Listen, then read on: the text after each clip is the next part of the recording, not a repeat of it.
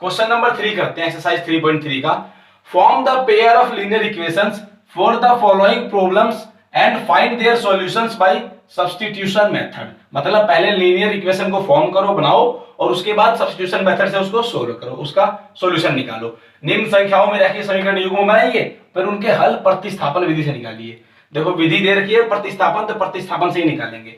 क्या है पहला प्रॉब्लम कि the difference between two numbers is 26। दो नंबर्स के बीच का डिफरेंस 26 है। One number is 3 times the other number. अब देखो जरा एक बात सुनो, दो कंडीशन तो होनी बहुत जरूरी है ना, क्योंकि दो इक्वेशन बनेंगी तभी सोल्व होती है दोनों इक्वेशंस। अब देखो दो कंडीशन कहां से मिलेंगी, एक तो डिफरेंस दे रखा है दोनों का, और एक ये कंडीशन है कि जो एक है वो दूसरी की 3 टाइम्स है। ठीक, अब देखिए फाइंड देम, मतलब उन्हें ज्ञात करना दोनों नंबर्स को।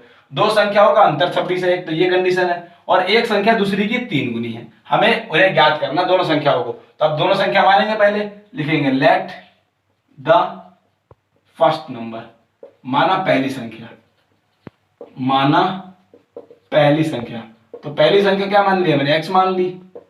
ठीक है, अब let the second number, let the second number माना दूसरी संख्या। दूसरी संख्या क्या हो जाएगी, y मान ली। अब देखो x y दो संख्याएं मान ली। अब मुझे दो कंडीशन दी है, दो इक्वेशन बनेगी। अब लिखता हूं मैं अकॉर्डिंग टू फर्स्ट कंडीशन, मतलब पहली शर्त के अनुसार। दो कंडीशन दी है, दो शर्त दी है हमें, तो पहली शर्त के अनुसार, पहली शर्त के अनुसार। अब देखो जरा पहली शर्त क्या है, पहली शर्त ये है कि उन दोनों का डिफरेंस, उन दोनों का अंतर 26 है। तो x और y में को अगर घटाएं तो 26 है, तो मैंने लिख दिया x माइनस वाई बराबर 26, ऐसे लिख दिया मैंने। ठीक, यही तो था अंतर, डिफरेंस। समीकरण एक बन गई। अब लिखते हैं according to second condition. According to second condition मतलब दूसरी शर्त के अनुसार, दूसरी शर्त के अनुसार।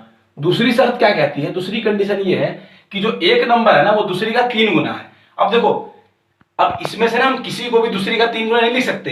एक नंबर कौन सा 3 गुना होगा, जाहिर सी बात है जो बड़े वाला होगा वो छोटे वाले से 3 गुना हो सकता है, छोटे वाला बड़े का 3 गुना थोड़ा हो सकता है। तो अब इन दोनों में से कौन सा बड़ा लिख दिया है मैंने यहाँ पर, क्योंकि मैंने x में से y घटा दिया है, इसका मतलब बड़ा कौन सा है, x। ये ध्यान देना, जैसे मैं x बराबर y कब होगा, अब यहाँ पर इन दोनों में 3 गुना कौन सा है, तो जाहिर सी बात है x 3 गुना है। क्यों, क्योंकि मैंने यहाँ पर जब अंतर निकाला तो x में से y घटाया, तो बड़े में से छोटा ही घट के आता है ना अंतर। तो याद रहे, इसीलिए अभी ने x मान लिया मैंने बड़ा, इन्होंने नहीं दिया कोई नंबर बड़ा है कौन सा छोटा है, लेकिन हमने लिख दिया कि x माइनस वाई बराबर 26 है। ये अंतर जो दिखाना था हमें, अगर मैं इसको y माइनस एक्स लिखता तो y बड़ा मान लेते हम, फर्क कुछ नहीं पड़ेगा। लेकिन जो हमने एक इक्वेशन में माना ना वही दूसरे में भी रहेगा। तो यहाँ पर x बड़ा है, तो मतलब ये वाला 3 गुना है बड़े वाला, पहले ये 3 गुना है, तो बराबर कब होगा, जब इधर भी 3 से मल्टीप्लाई हो जाएगा तो बराबर हो जाएगा ना। देखो सिंपल सी बात है, ये 4 है, सॉरी ये 12 है आपका, और ये 4 है। ये अगर 3 गुना है तो इधर भी 3 से मल्टीप्लाई कर दो, बराबर हो जाती है बात।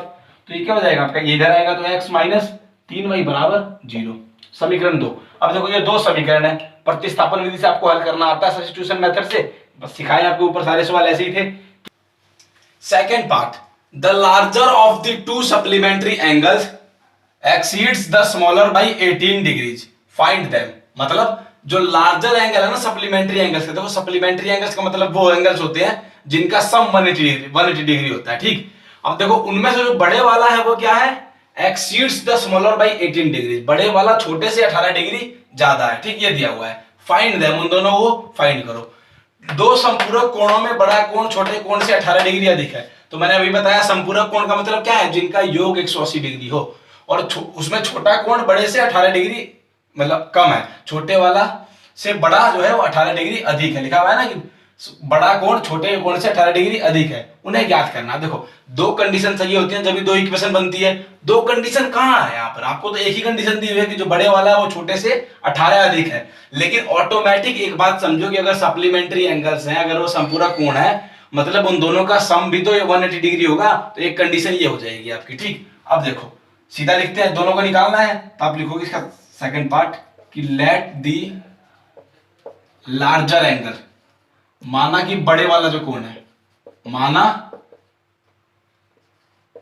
बड़ा कोण, तो बड़ा कोण मान लिया आपने x डिग्री, तो छोटा कोण क्या मानेंगे, लेट दी स्मॉलर एंगल, माना छोटा कोण, माना छोटा कोण क्या हो जाएगा आपका, y डिग्री लगा देना, माना छोटा कोण y डिग्री कर दिया। तो दोनों कोण मान लिए।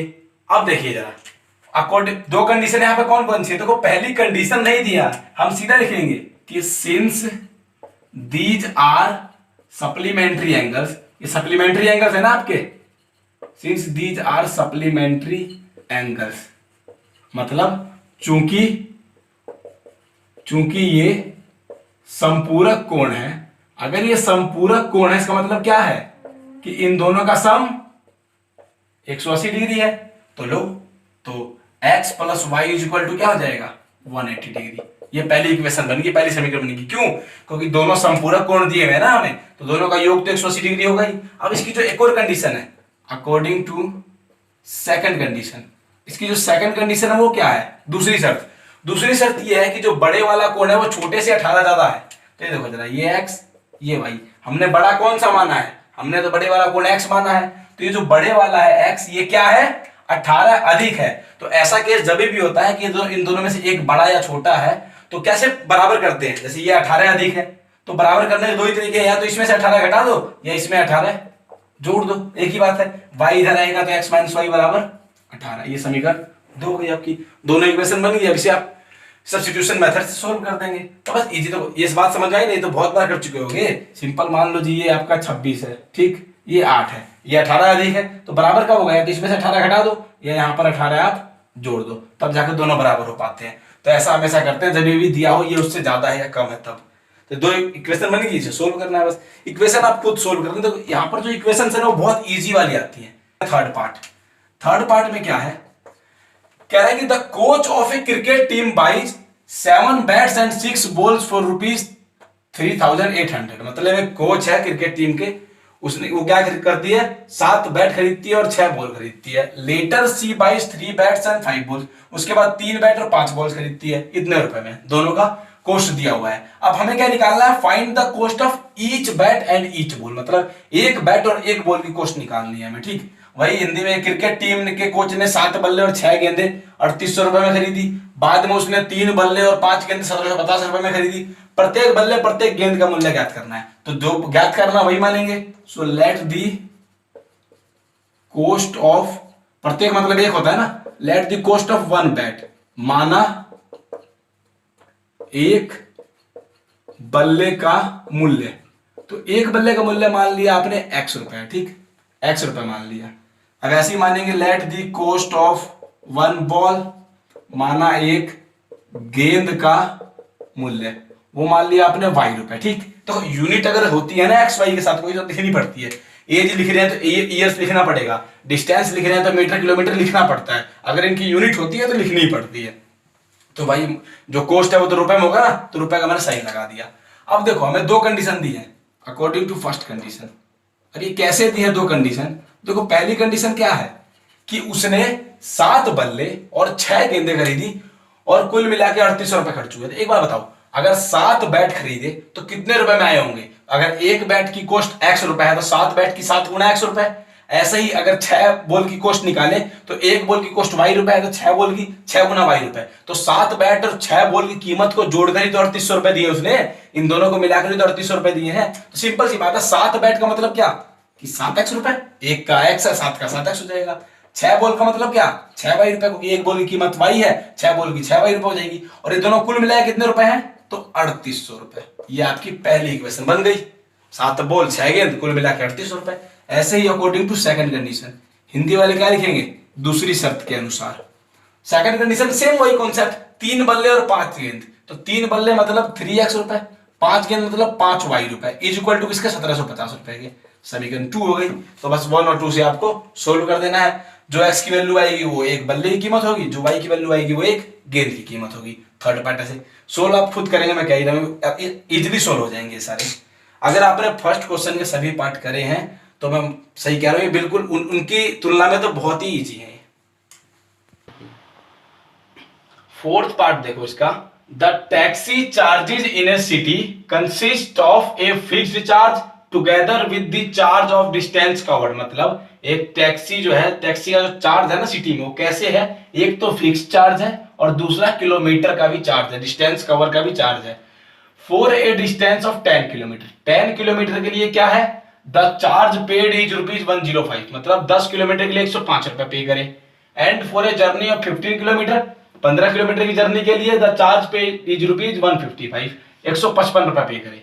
What are the fix charge and charge per kilometre, हमें वो फिक्स्ड चार्ज और चार्ज पर किलोमीटर निकालना है। How much does a person have to pay for travelling a distance of 25 kilometre, उसके बाद बताना है कि 25 किलोमीटर चलेगा तो कितना पे करना पड़ेगा। हिंदी में पढ़ लेते हैं एक बार। एक नगर में टैक्सी के भाड़े में एक नियत भाड़ा, नियत भाड़ा मतलब फिक्स है, उसके अतिरिक्त चली गई दूरी पर भाड़ा सम्मिलित किया जाता है। तो कैसे लिया जाता है टैक्सी का भाड़ा, मतलब जो चार्ज है कैसे लिया जाता है। एक सिंपल सी बात है कि जैसे ही आप टैक्सी में बैठे, कुछ रुपए तो हो गए आपके फिक्स, मतलब आपके बैठते मान लो कि 50 रुपए फिक्स है, उसके ऊपर से 50 रुपए को ऊपर से क्या होगा, जितना किलोमीटर चलोगे हर किलोमीटर का हिसाब लगा के कुल मिला के आपको देना पड़ेगा, ये कहने का मतलब है इसका। अब देखो कहां थे, हाँ 10 किलोमीटर दूरी के लिए 105 रुपए भाड़ा है और 15 किलोमीटर के लिए भाड़ा 155 रुपए है। अब हमें नियत भाड़ा और प्रति किलोमीटर भाड़ा निकालना है, ठीक, क्या है पूछा है। और एक व्यक्ति अगर 25 किलोमीटर यात्रा तय करे तो कितना भाड़ा देना होगा। तो एक बात सुन लो पहले, तो जो निकालना है वो मानेंगे, मतलब क्या क्या, फिक्स्ड चार्ज और चार्ज पर किलोमीटर, तो मानते हैं लेट द फिक्स्ड चार्ज, मतलब हिंदी में लिखेंगे माना नियत भाड़ा, मतलब जो फिक्स भाड़ा है वो कितना है, तो वो मान लिया मैंने कि x रुपए है, ठीक, फिक्स चार्ज। अब let the charge per kilometre, मतलब माना प्रति किलोमीटर भाड़ा, माना प्रति किलोमीटर कितना है भाड़ा आपका, y रुपए, ठीक। अब देखो ये दो जो हमें चार्ज दिए हैं 10 किलोमीटर 15 किलोमीटर का, जरा मुझे एक सिंपल सी बात बताओ, जो ये 10 किलोमीटर का चार्ज है वो कैसे निकलेगा, समझ रहे हो बात को, जैसे इसने बोला है वैसे निकलेगा ना, मतलब कि 10 किलोमीटर का भाड़ा ऐसे देगा, 10 किलोमीटर का चार्ज ऐसे देगा वो, कि पहले तो जैसे ही बैठा टैक्सी में एक फिक्स्ड प्राइस जो क्या है x रुपए, ये तो देगा ही देगा।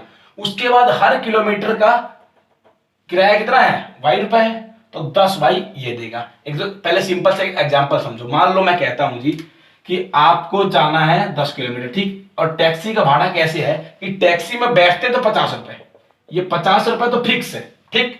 उसके बाद हर किलोमीटर का जो किराया है ना, 1 किलोमीटर का किराया वो 7 रुपए है, ऐसा है मान लो, ठीक। तो आप जरा बताओ अगर आपको 10 किलोमीटर जाना है तो कितने रुपए दोगे आप, तो आप तो पहले 10 किलोमीटर जाना है तो सबसे पहले तो ये 50 रुपए फिक्स है, ये तो दोगे ही दोगे, है ना। उसके बाद 10 किलोमीटर का कितना किराया बनता है, तो 1 किलोमीटर का 7 है, तो 7 गुना 10, तो 50 जमा 70, 120 रुपए दोगे ना। तो कुल मिलाकर आपने समझा बात कि टैक्सी का किराया कैसे दिया जाएगा, जो फिक्स्ड प्राइस है वो, और प्लस में जितने किलोमीटर चला वो, कुल मिला के वो कितना है 10 किलोमीटर का, यहां पर 105 रुपए। तो अब देखो जरा कैसे करेंगे, तो अब जरा बताओ, अकॉर्डिंग टू फर्स्ट कंडीशन की बात करें अगर, पहली शर्त के अनुसार, तो जो पहली शर्त है उसमें 105 रुपए किराया 10 किलोमीटर का है, 10 किलोमीटर का किराया कैसे देगा, पहले तो x रुपए देगा फिक्स, जो फिक्स है वो, प्लस 10 किलोमीटर का किराया कितना लगेगा, तो 1 किलोमीटर का किराया कितना है y रुपए, तो 10 किलोमीटर का 10y, तो ये 10 किलोमीटर का और प्लस में फिक्स भाड़ा मिला के कितना है 105 रुपए, यही तो है ना, बिल्कुल यही दिया हुआ है आपको कि x जमा 10y बराबर 105 है, रुपए लिखने की जरूरत नहीं है यहाँ पर। ये आपकी पहली समीकरण होगी। अब according to second condition, according to second condition दूसरी शर्त क्या है, देखो दूसरी शर्त ये वही है कि आपके पास 15 किलोमीटर का किराया है 155 रुपए, 15 किलोमीटर के लिए 155 रुपए, तो 15 किलोमीटर का भी तो ऐसे ही दिया जाएगा, x तो ऐसे कैसा रहेगा, प्लस में 15 किलोमीटर का 15y हो जाएगा और 155 रुपए, समीकरण 2। अब इन दोनों से क्या हम निकाल नहीं सकते x और y का मान, x और y का मान निकलते ही आपको भी निकल आएगा। अब देखो कैसे निकालेंगे, एक बार करके दिखाया था, ये वाला फिर से सब्स्टिट्यूशन मेथड से निकालना है, तो आप क्या लिखोगे पहले कि फ्रॉम इक्वेशन 1, मतलब समीकरण 1 से, समीकरण 1 से मैं कोई भी एक मान निकालता हूं, तो मान लो मैंने समीकरण 1 से निकाल दिया x का मान, तो x का मान क्या होगा, तो 105 माइनस 10y, यही तो होगा, यहां से x का मान निकालूंगा तो 105 माइनस 10y, इसको मान लिया समीकरण 3। अब हमारा अगला काम होता है ये जो x का मान निकाला है 1 से निकाला है तो 2 में पुट करेंगे, तो आप लिखोगे putting value of x in 2, putting value of x in equation 2, मतलब समीकरण 2 में x का मान रखने पर, समीकरण 2 ये रही, यहां पर x की जगह क्या लिख दूंगा मैं 105 माइनस 10y, ऐसे ही तो मान रखते हैं ना, x की जगह 105 माइनस 10y लिख दिया और जमा में 15y तो है ही, बराबर 155। अब देखो ये तो माइनस का 10 और 15 है प्लस का, तो मतलब 5y हो गया, और 155 में से इधर आके 105 घटेगा, तो 5y बराबर 50 और y बराबर 50/5, तो 10। y का मान आ गया आपके 10। अब y का मान आता है, आप सीधे y का मान कहां पुट करते हैं, y का मान सीधे पुट जाता है इक्वेशन नंबर 3 में, इस वाली में। तो आप लिख देंगे पुटिंग वैल्यू ऑफ y इन 3, समीकरण 3 में y का मान रखो, तो x बराबर क्या होगा, देखो 105 माइनस 10 गुना y की जगह 10, तो 105 माइनस 100, तो x का मान क्या आ गया 5। तो सिंपल सी बात है कि आप लिख दोगे कि जो नियत भाड़ा है वो 5 रुपए है और प्रति किलोमीटर भाड़ा 10 रुपए है, बस खत्म। और तो कुछ था नहीं ना, आप 105 माइनस 10 y आपका और y का मान आपके 10 है ही। तो सिंपल सा एक क्वेश्चन था, ठीक। अब एक और इसमें लास्ट में पूछा है कि 25 किलोमीटर का भाड़ा क्या होगा, तो 25 किलोमीटर कैसे निकलेगा, जो फिक्स है वो 5 रुपए और 25 का 25 दाई 250 रुपए, मतलब कि 300 रुपए आपका कुल आ जाएगा, वो फिक्स भाड़ा बस। टैक्सी वाला भी इसे आप नोट कर ले और फिर करके देखें अपने आप। Fifth part, a fraction becomes 9/11 if 2 is added to both the numerator and denominator। मतलब एक फ्रैक्शन है वो 9/11 बन जाती है कब, अगर 2 ऐड कर दे न्यूमरेटर और डिनोमिनेटर दोनों में, और if 3 is added to both the numerator and denominator it becomes 5/6, और अगर दोनों में आप 3 ऐड कर दें तो 5/6 हो जाएगी। तो हमें वो फ्रैक्शन निकालनी है। यदि किसी भिन्न के अंश तथा हर दोनों में 2 जोड़ दिया जाए तो वह 9/11 हो जाती है, और अंश और हर दोनों में 3 जोड़ दिया जाए तो वह 5/6 हो जाती है। तो वह भिन्न ज्ञात करनी है। तो सीधी सी बात है, भिन्न ज्ञात करनी है तो अंश और हर होने जरूरी है हमारे। अंश बटा हर, न्यूमरेटर अपन डिनोमिनेटर ही तो होता है हमारा, क्योंकि हमें ऐड भी तो न्यूमरेटर और डिनोमिनेटर में करना है। तो आप लिखोगे कि लेट दी न्यूमरेटर, न्यूमरेटर मतलब अंश, तो माना अंश, मान लिया अंश है आपका x, ठीक। लेट दी डिनोमिनेटर माना हर, y मान लिया। तो भिन्न क्या होगी आपकी, भिन्न जो होती है वो फ्रैक्शन क्या होती है, फ्रैक्शन यही तो होती है कि अंश बटा हर, ऊपर अंश नीचे हर, तो मतलब भिन्न होगी x/y। भिन्न का मतलब क्या होता है, अंश बटा हर लिखना, डिनोमिनेटर अपन डिनोमिनेटर लिखना, तो x/y आपकी फ्रैक्शन हो गई। 2 कंडीशन दी है, तो अकॉर्डिंग टू फर्स्ट कंडीशन, पहली शर्त के अनुसार, पहली शर्त ये कहती है कि 2 जोड़ दो न्यूमरेटर और डिनोमिनेटर दोनों में, अंश और हर दोनों में 2 जोड़ो। तो देखो ये x है ये y है, दोनों में 2 कैसे जुड़ेगा, यहां भी 2 यहां भी 2, दोनों में 2 जोड़ दो तो क्या प्राप्त होता है 9/11। यही तो कह रही है पहली इक्वेशन कि दोनों में जो 2 जोड़ दो 9/11 प्राप्त होगा। लेकिन क्या ऐसी होती है इक्वेशन, बिल्कुल नहीं। तो इसे हम सोल्व करेंगे थोड़ा सा। सोल्व कैसे होगा, देखो ये ऐसे है, तो ऐड भी नहीं कर सकते ना। एक बात समझना, 2 चीजें ऐसे तो ऐड कर दोगे आप, मान लो ऐसे लिखा होगा x/2 जमा y/2, एक बार इसको तो ऐड कर भी दो y/3, लेकिन इसको कैसे ऐड करोगे, तो पूरे के बटे में है ना ये। तो क्या करोगे आप ऐसे केस में कि क्रॉस मल्टीप्लाई करोगे, इसकी इससे मल्टीप्लाई, इसकी इससे मल्टीप्लाई। 11 की इससे करेंगे तो 11x, 11 दूनी 22, 11 की यहां कर दी, 9 की यहां कर दो, 9y जमा 18 है। अब y वाला इधर ले आओ, तो 11x minus 9y is equal to 18 में से 22 इधर घटा दो, तो 11x minus 9y is equal to -4। ये इक्वेशन 1 बन गई, पहली इक्वेशन बन गई। अब ऐसी दूसरी कंडीशन भी दे रखी है आपको, अकॉर्डिंग टू सेकंड कंडीशन। तो सेकंड कंडीशन में भी सेम है, बस कह रहा है कि अगर 3 जोड़ दो आप दोनों में, आंसर हर में, तो 5/6 हो जाती है। तो लो 3 जोड़ दो आपकी बात, यहां भी 3 जोड़ दिया और यहां भी 3 जोड़ दिया, बराबर 5/6। फिर क्रॉस मल्टीप्लाई, तो 6s प्लस 18, ऐसे 5y प्लस 15, y वाला इधर ले आओ, 6x minus 5y is equal to 15 minus 18, तो 6x माइनस 5y बराबर -3। समीकरण 2। अब इन दोनों समीकरण को आप सोल्व कर दोगे तो अपने आप आपकी x और y की वैल्यू आएगी। तो यहाँ पर x की जो वैल्यू आएगी ऊपर, जो y की वैल्यू आएगी नीचे, वो आपकी फ्रैक्शन हो गई। तो बस कर लेना इसे। 6th पार्ट, 5 years hence, मतलब 5 साल बाद अभी से, the age of Jacob will be 3 times, जो एज ऑफ जैकब है ना वो 3 टाइम्स होगी दैट ऑफ हिज सन, उसके सन से 3 टाइम्स होगी इसकी as.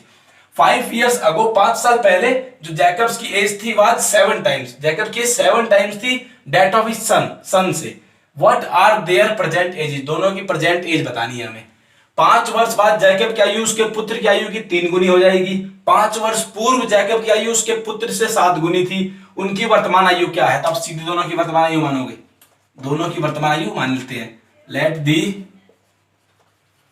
Present age of Jacob, simple Jacob की एज माननी है आपको प्रेजेंट। माना जैकब की वर्तमान आयु, मैंने जैकब की वर्तमान आयु। अब मानेंगे उसके पुत्र की आयु। Let the present age of Jacob's son, मतलब माना जैकब के पुत्र की वर्तमान आयु। अब देखो इसकी x ईयर्स मान ली हमने, x वर्ष, इसकी क्या मान लेंगे y ईयर्स, मतलब y वर्ष, दोनों की आयु मान ली। अब देखो हमें दो कंडीशन दी है ना, एक 5 साल बाद वाली, एक 5 साल पहले वाली। दोनों कंडीशन का यूज करके दो इक्वेशन बनेंगी और उनको सोल्व करके दोनों की एज आ जाएगी।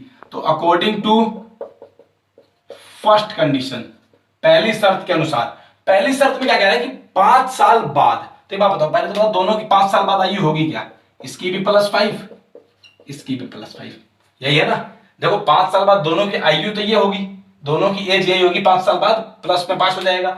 लेकिन 5 साल बाद वाली जो एज है ना, तो जैकब की क्या है 3 टाइम्स है उसके सन से, मतलब जैकब वाली जो एज है उसके बेटे की, उसके पुत्र से क्या है 3 गुनी है। ये पहले ही 3 गुनी है ना, जैकब की आयु ये 3 गुनी है, तो बराबर क्या होगा जब इधर भी 3 से मल्टीप्लाई कर देंगे। कितनी बार आपने किया होगा 8वीं में 9वीं में कि जब भी कोई भी चीज दूसरे की 3 गुनी 4 गुनी है तो क्या करोगे आप दूसरी तरफ मल्टीप्लाई कर दो।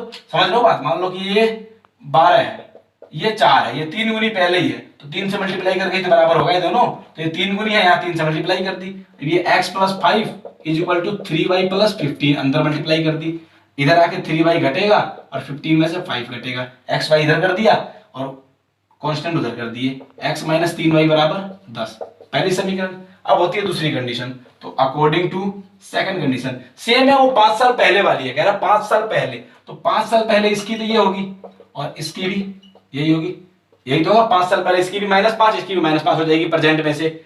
अब देखो अब की बार क्या है, ये जैकब वाली आयु 7 टाइम्स 7 गुनी है, तो अगर ये 7 गुनी है तो यहां 7 से मल्टीप्लाई कर दो, तो x - 5 = 7y - 35।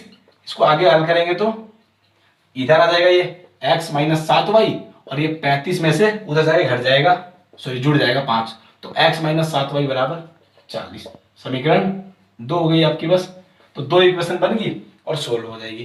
देखो मैंने एक प्रॉब्लम में सोल्व करा दिया, बाकी सभी में इक्वेशन बना के दे दी है। अगर आपसे कोई सोल्व नहीं हो पा रहा है तो मुझे बता देना, फिर वो सोल्व कर दूंगा मैं।